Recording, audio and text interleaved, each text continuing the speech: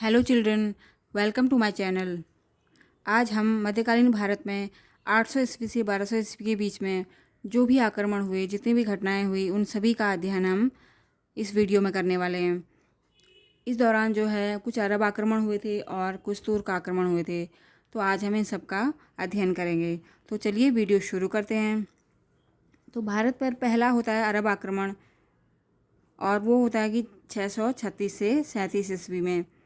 और ये आक्रमण जो है समुद्री मार्ग से यानी कि जल मार्ग से किया गया था, पर यह आक्रमण जो है असफल हो जाता है। इसके बाद जो है 636 से 37 ईस्वी के बाद 690 ईस्वी तक लगातार भारत में आक्रमण होते रहते हैं, लेकिन एक भी आक्रमण सफल नहीं हो पाता है।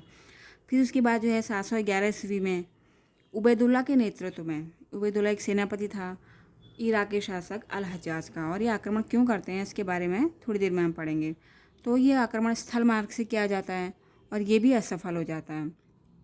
फिर इसके उबैदुल्ला को बंदी बना लिया जाता है, ठीक है। और यह आक्रमण होता है सिंध के राजा दाहिर के ऊपर, पर दाहिर जो है उबैदुल्ला को बंदी बना लेता है। इसके बाद बुदैल नामक दूसरे सेनापति के नेतृत्व में सेना भेजी जाती है इराक के शासक के द्वारा, लेकिन यह आक्रमण भी असफल हो जाता है। इसके बाद जो है ये इससे बहुत क्रोधित होता है, इसे बहुत ग्लानि महसूस होती है।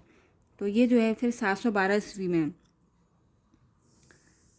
मोहम्मद बिन कासिम के नेतृत्व में, यानी कि जो कि इसका भतीजा था, भारत में सेना भेजता है और ये आक्रमण इसका सफल हो जाता है। मोहम्मद बिन कासिम को सिंध के राजा दाहिर को हराने में सफलता प्राप्त होती है। तो आइए हम देखते हैं कि भारत में अरबों के आक्रमण के क्या कारण थे। तो राजनीतिक कारण थे, कुछ आर्थिक कारण थे, धार्मिक कारण थे और सामाजिक कारण थे। और जब वो धीरे धीरे सिंध के अलावा और राज्यों पर भी विजय प्राप्त करते हैं, तो उनको यहाँ के संस्कृति, साहित्य और विज्ञान के बारे में पता चलता है, ठीक है। तो ये आक्रमण के बाद के कारण हैं, ठीक है। तो देखते हैं पहला राजनीतिक कारण क्या है, जिसके कारणवश उबैदुल्ला और बुदैल नाम के दो सेनापतियों को इराक के शासक को भारत में सिंध के राजा दाहिर पर हमला करने के लिए भेजना पड़ा। तो लंका द्वीप श्रीलंका हिंद महासागर में स्थित एक द्वीप देश है, ठीक है। लंका द्वीप में आए हुए इराक के कुछ व्यापारियों की अचानक से मृत्यु हो जाती है। तो उसके बाद लंका के राजा ने उनके परिवार को इराक के शासक अल हज्जाज के पास वापस भेज दिया। तो वहाँ के राजा की जिम्मेदारी थी कि उनके परिवार को वापस भेज दिया जाए। लेकिन क्या होता है, सिंध के तट पर देवल बंदरगाह के निकट कुछ समुद्री डाकुओं ने जहाज़ को लूटकर महिलाओं को भी, यानी कि उसके जो व्यापारी की मृत्यु हो गई थी, उनके परिवार में कुछ महिलाएं थी और कुछ बच्चियां थी, उनको जो है वो जहाज़ भी लूटा और व्यापारी उन महिलाओं को भी वो अपने साथ लेके चले गए। तो अब इराक के शासक ने सिंध के राजा के पास जो है सहायता पत्र भेजा, कहा कि आप हमारी मदद कीजिए, आपके यहाँ एरिया में जो है डाकुओं ने हमला कर दिया और हमारे यहाँ के कुछ लोगों को बंदी बना लिया गया है, इनको आप वापस भेजने का प्रबंध करिए। लेकिन सिंध के राजा ने कहा कि ये डाकू मेरी प्रजा नहीं है, और उन्होंने इस बात पे कोई कार्रवाई नहीं की। तो इससे जो है अल हज्जाज इराक के शासक को बहुत ही ज़्यादा ये क्रोधित हो जाते हैं, और इसीलिए जो है ये दो सेनापतियों के नेतृत्व में ये सेना को भेजते हैं। 2 बार तो इनको सफलता हासिल नहीं होती है, तीसरी बार जो है 712 ईस्वी में इनको सफलता प्राप्त हो जाती है। इसके बाद ये जो है सिंध हैं और प्रदेश हैं और ब्राह्मणवाद पर जहाँ पे दाहिर का शासन था, इस सब पे ये विजय प्राप्त कर लेते हैं। दाहिर के बाद दाहिर की मृत्यु हो जाती है।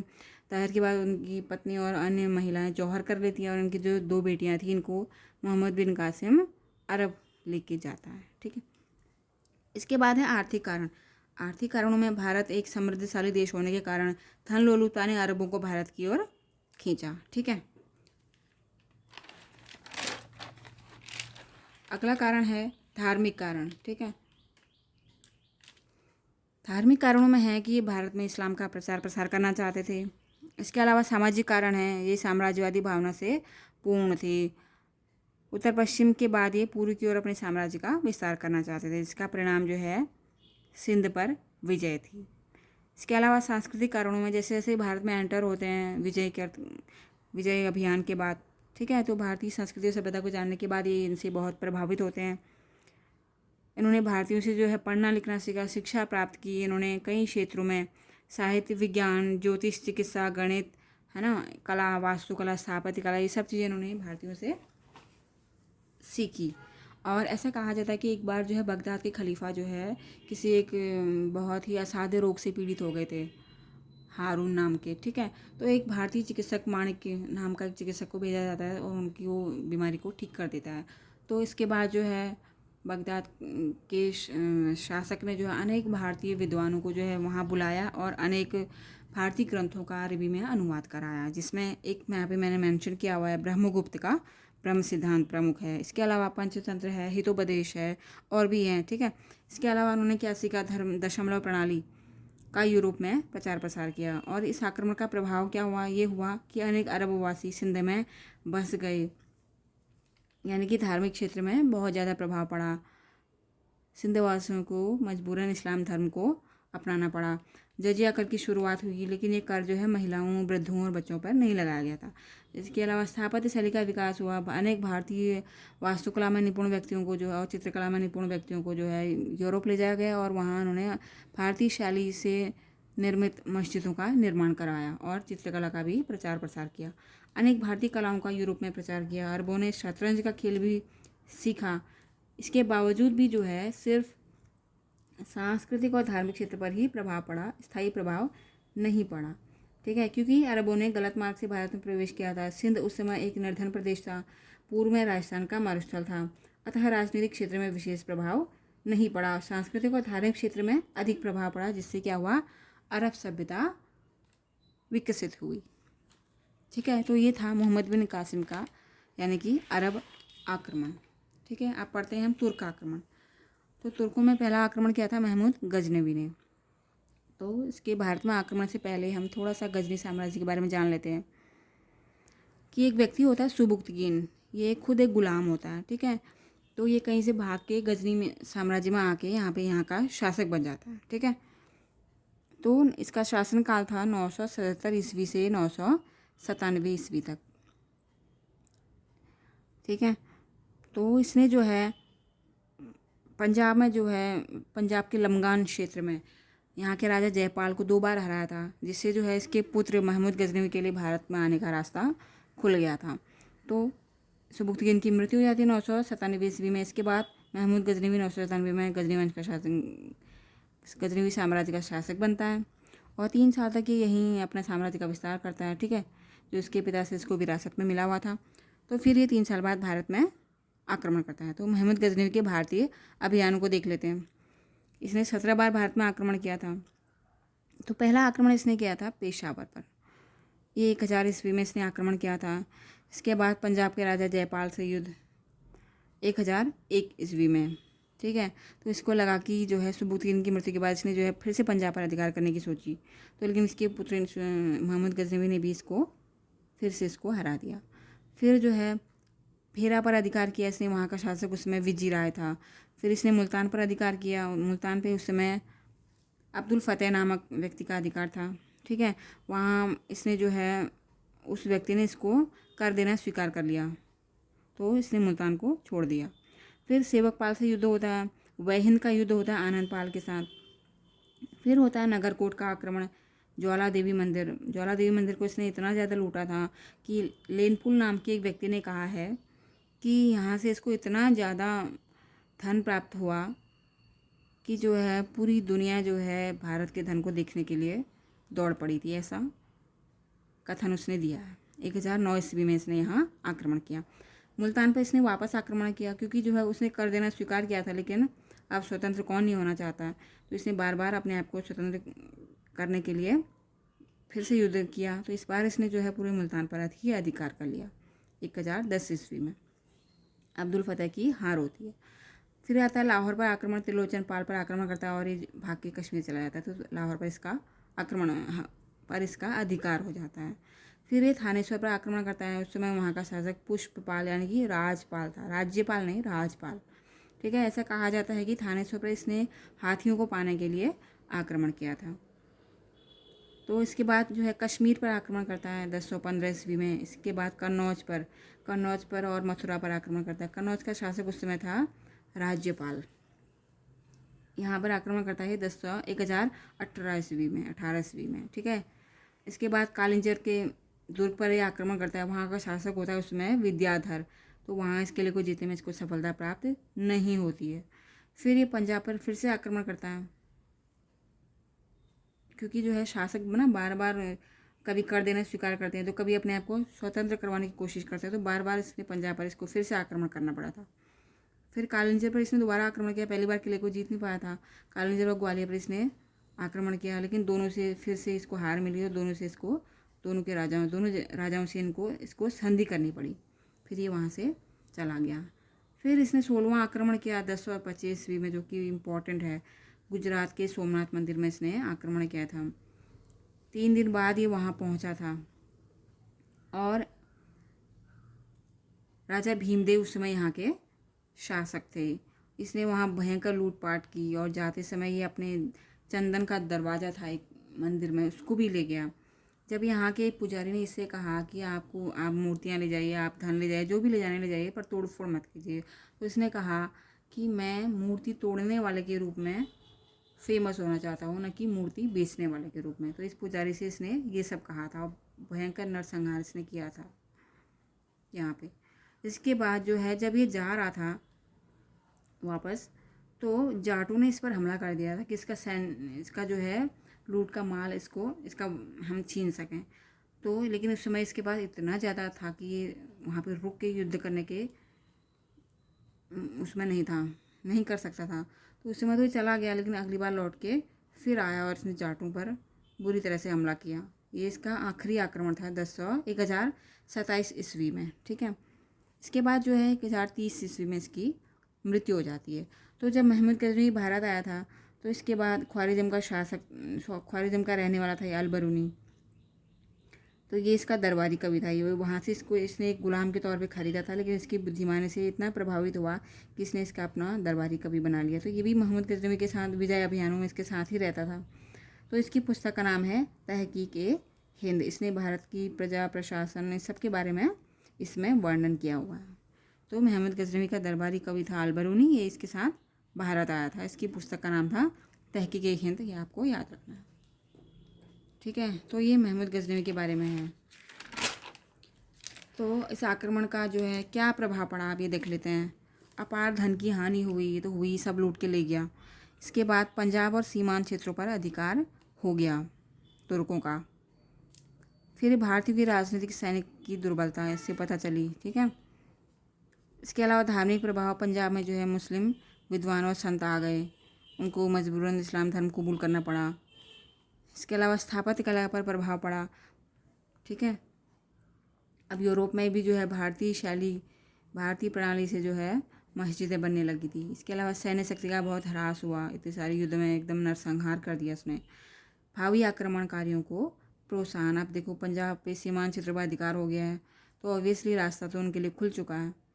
तो बाद के आक्रमणकारियों को भी इससे जो है प्रोत्साहन मिला, क्योंकि उन्होंने देख लिया था कि भारत की जो है सैनिकों की दुर्बलता और पंजाब पर सीमांत क्षेत्र पर अधिकार पहले से हो गया, और यहाँ इतना सारा धन है, इतनी सारी चीज़ें हैं, ये सब भी बहुत सारी चीज़ों के कारण भावी आक्रमणकारियों को प्रोत्साहन मिला, ठीक है। ये तो मैंने बता दिया आपको, ठीक है। तो ये तो पहला तुर्क आक्रमण था। इसके बाद एक और है तुर्क आक्रमण, किसका? मोहम्मद गोरी।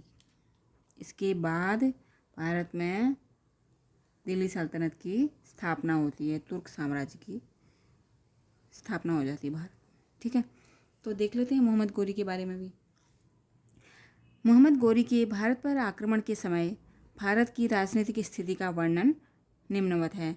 गजनवी के बाद गोरी ने लगभग 150 वर्ष बाद, यानी कि सन 1175 ईस्वी से इसके अभियान शुरू हुए, भारत पर आक्रमण किया। उस समय भारत की क्या स्थिति थी? उत्तरी भारत जो है छोटे छोटे राज्यों में बटा हुआ था, राजनीतिक एकता का अभाव था। पश्चिमी प्रदेशों पर गजनी वंश का अधिकार था, जिस पर गजनवी ने अधिकार किया हुआ था, यहाँ इसने अपने लोग बैठाए हुए थे। सिंध पर उमराव का शासन था, मुल्तान पर शिया संप्रदाय का आधिपत्य था, यानी कि इस्लाम का, मुस्लिम लोगों का यहाँ पे आधिपत्य स्थापित होता था, गजनी साम्राज्य के लोगों का, ठीक है। गजनवी ने यहाँ पे हर जगह पे अपने लोग बैठाए हुए थे।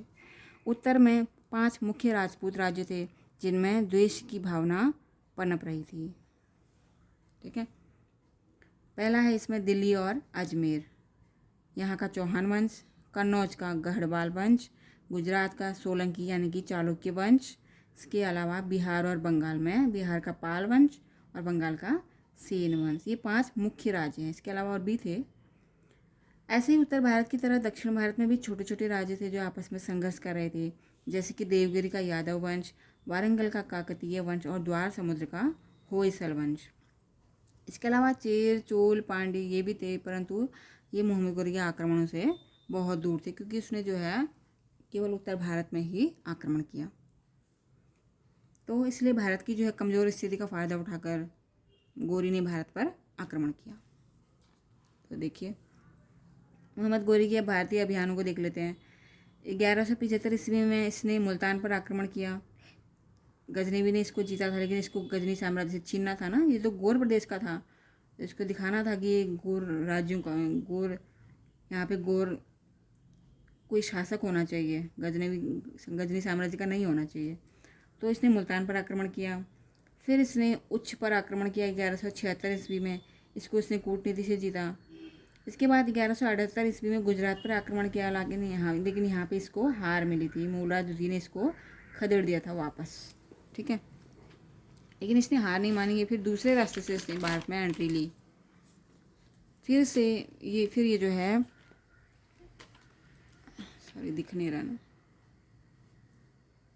फिर ये 1180 में पेशावर पे आक्रमण करता है। यहाँ पे इसको जीत हासिल होती है। इसको गजनवी शासक ने पहले ही जीता था और यहाँ पे गजनवी शासक को हरा देता है, यहाँ पे अपना अधिकार साबित कर लेता है। इसके बाद 1181 में लाहौर पे आक्रमण करता है, यहाँ भी ये जीतता है, खुसरो मलिक हार जाता है। 1185 में सियालकोट पे आक्रमण करता है। 1186 में फिर से इसने लाहौर पर अधिकार किया। इस बार इसने खुसरो मलिक को बंदी बना के अपने साथ गौर प्रदेश ले गया है, ठीक है। इसके बाद लाहौर पर पूर्ण रूप से अधिकार हो जाता है मोहम्मद गौरी का। फिर 1189 में भटिंडा पर आक्रमण करता है, इसको जीत प्राप्त होती है। फिर 1191 में आता है, ये मुख्य है, तराइन का प्रथम युद्ध। इसका युद्ध सामना होता है पृथ्वीराज चौहान से और पृथ्वीराज की इसमें जीत हो जाती है। ये काफ़ी घायल हो गया होता है उस समय मोहम्मद गौरी। फिर किसी तरह से 1192 में फिर से इसने अपने आप को तैयार किया, अपनी सेना को तैयार किया। 1 लाख अश्वारोहियों के साथ इसने फिर से तराइन का द्वितीय युद्ध किया। इस बार इसको जीत हासिल हुई। फिर 1194 में कन्नौज पर आक्रमण किया, जो कि चंदावर का युद्ध के नाम से जाना जाता है। इस पर भी इसको जीत प्राप्त हुई। फिर 1195 में बयाना, ग्वालियर पर इसने आक्रमण किया और जीत प्राप्त की। इसके बाद ये गौर प्रदेश वापस चला गया, ठीक है। इसके बाद इसके गुलाम होते हैं कुतुबुद्दीन ऐबक, जो बुंदेलखंड है और कोल, भील, इन सबको हरा के उस एरिया पे अपना अधिकार करता है। इसके बाद इसका एक और गुलाम होता है बख्तियार खिलजी, जो बिहार और बंगाल क्षेत्र को जीत लेता है, ठीक है। तो राजपूतों की इस मोहम्मद गौरी से पराजय के क्या कारण थे, इनको देख लेते हैं। कुछ कारण सैनिक थे, कुछ सैनिक कारण थे, जिनमें थी प्राचीन युद्ध प्रणाली। प्राचीन युद्ध प्रणाली से मतलब है कि राजपूत जो है ना एक ही तरीके से बार बार युद्ध करते थे, अपने तरीकों को बदलते वो नहीं थे। इसके विपरीत तुर्क जो है हमेशा अपने अस्त्र शस्त्रों को बदलते रहते थे, अपने युद्ध के तरीकों को बदलते रहते थे। और इसके अलावा जो है राजपूत तलवार और ढाल से युद्ध करते थे, जिसके लिए युद्ध करने के लिए पास जाना पड़ता है दुश्मन के। और इसके विपरीत तुर्क जो है तीरंदाजी में निपुण थे, ठीक है। इसके अलावा अश्वारोही सेना, तुर्कों के पास अश्वारोही सेना थे, उनके पास अश्वारोही सेना बहुत अधिक संख्या में थी, जबकि राजपूत जो है हाथियों का इस्तेमाल करते थे, इसीलिए जो है और पैदल सेना का इस्तेमाल करते थे, तो इसलिए उनके पास घोड़े बहुत ज़्यादा मात्रा में नहीं होते थे, ठीक है। तो ये भी उनकी पराजय का कारण बना। इसके अलावा कूटनीति का अभाव था। तुर्क जो है छल बल किसी भी तरह से बस उनको जीतना होता था, जबकि राजपूत इस तरह से नहीं करते थे। वो युद्ध में पीठ दिखा के भाग जाना, निहत्थे पे वार करना, है ना, उसके परिवार पे वार करना, इस तरह से वो नहीं करते थे। वो सिर्फ दुश्मन पर ही वार करते थे, और वो भी जब वो निहत्था ना हो तब। तो कूटनीति वो नहीं जानते थे, छल कपट वो नहीं जानते थे। इसके अलावा सैन्य संचालन, जैसे कि तुर्क जो है सैनिकों को आगे रख के युद्ध करते थे, जबकि राजपूत जो है खुद सेनापति वहाँ पे सेनापतित्व करता था, आगे रहता था और सेना उसके साथ रहती थी। इसके अलावा रक्षात्मक युद्ध से मतलब है कि राजपूत जो है पूरी सेना के साथ एक साथ युद्ध में उतर जाते थे, जबकि तुर्क जो है सेना की एक टुकड़ी को आखिर तक बचा के रखते थे। इसके अलावा जो है स्थायी सेना का अभाव था, स्थायी सेना उनके पास नहीं थी। राजा को हमेशा सामंत पर निर्भर रहना पड़ता था और सामंत जो है राजा के प्रति कोई जिम्मेदारी उसकी नहीं थी, वो सिर्फ अपने सामंत के प्रति जिम्मेदार रहता था। जो सामंत कहेगा वो वही करता था, सामंत युद्ध करेगा तभी वो युद्ध करता था। तो उनके राजा के प्रति कोई जिम्मेदारी नहीं थी, इसलिए जो है एक स्थायी सेना का उन पर अभाव था, वहाँ सामंतों की चलती थी। तो ये कुछ सैनिक कारण थे। इसके अलावा राजनीतिक कारण क्या थे? एकता का अभाव था।